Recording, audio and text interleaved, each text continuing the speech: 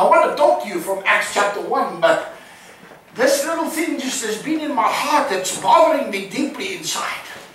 From Revelation chapter 2.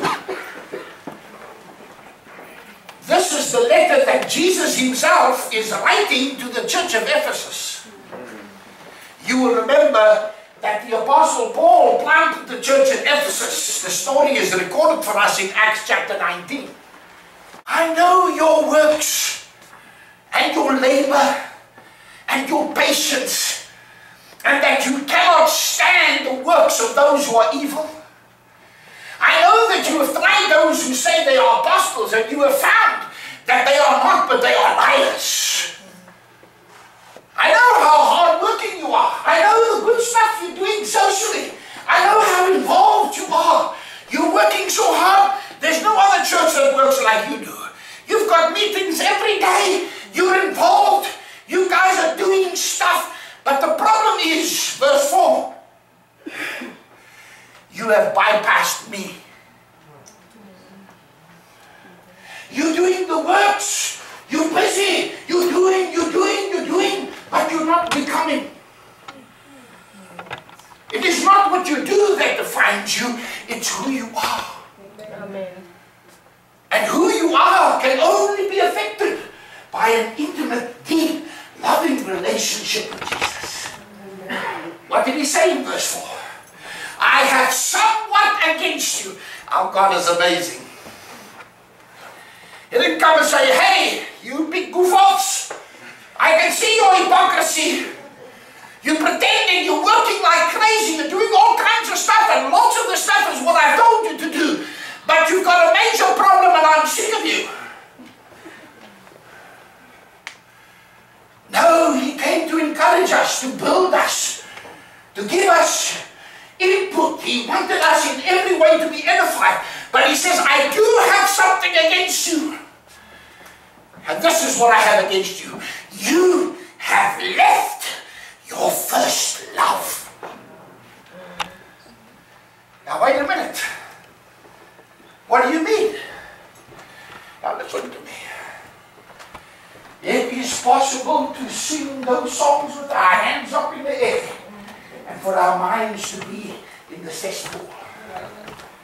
It is possible to pretend and have angelic looks on our faces and to know all the songs and to bypass our mind because it's all happening by rote memory. It is possible to be a bishop of an entire denomination and be busy with God's work, busy with kingdom work, and to have left our first obligation, which is an intimate relationship with Him. Amen. It's not about church attendance. It's not about paying tithes. It's not about all of these spiritual things that we do unless it flows out of a heart that is in love and surrendered to Jesus. Amen. I surrender all. Do we? Do we really? The bishop spoke about coming out of that pinch place, coming out of that uncomfortable place. The pinch, that uncomfortable place, is the place of a lack of surrender, a lack of sincerity, a lack of genuineness. God has called us to be genuine, to be real. God has called us to be authentic in our walk with Him. I want you to know that the world has become disgusted by Christians, because the truth of the matter is our lives don't live up to our yap. And the reason why, notice, he doesn't say you have lost your first love. If he said that, then maybe it's something we can find again, because if you've lost it, you can find it. No, he doesn't say that. He says you have left. It is by volition that you've walked away from it. There's no better way to explain it to you than to talk about a marital relationship.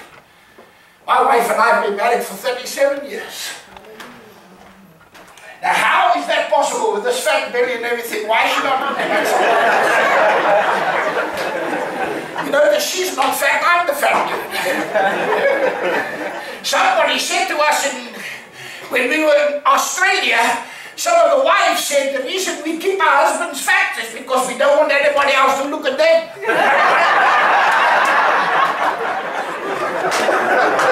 So while I was sitting there, I said, okay, I'll blame Connie, that's why I'm fat. Is it true? No, I'm the one who keeps shoveling the thing. I want to tell you, also they told us he's married to her for 37 years. Listen, marriages are not long-lasting because they're just supposed to be. They are long-lasting and real because by volition we work at it. Yes. Relationships are expensive. They cost a lot. You have